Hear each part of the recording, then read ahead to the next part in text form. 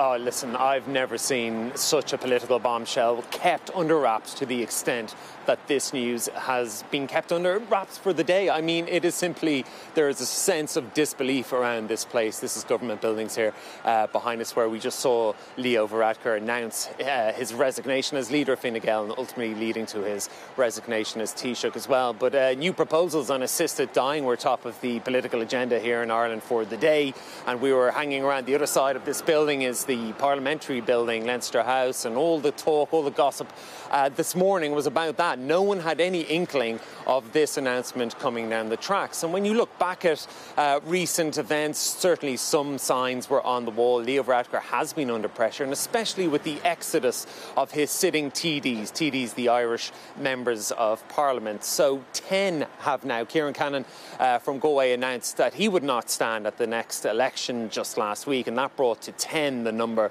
of his party's TDs in the Dáil, the Irish Parliament, who announced that they would not put themselves up for re-election. And if that doesn't sound like a huge number, maybe by UK standards or international standards, you've got to bear in mind that he was able to form a government the last time, a coalition government, after getting 33 TDs elected in total from his party. So 30% of Fine Gael's TDs that were elected back in the last election in 2020 have already announced that they simply are not putting their name forward for consideration. That sort of exodus will always raise questions about the party leadership, and the grumblings had been there, and then wham, along came those twin referendum defeats. They were not just defeats.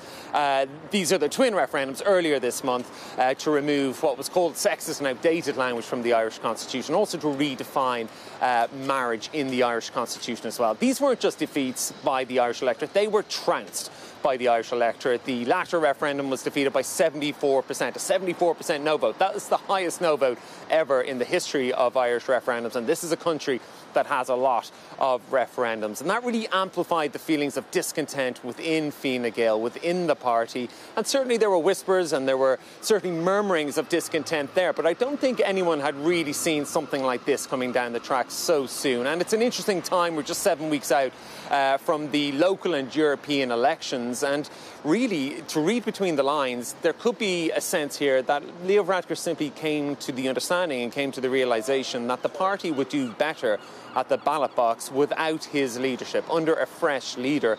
And then as well, the general election, I mean, the government has a maximum of another year up until March next year, but everybody was expecting a general election, much like in the UK, maybe in October or November this year.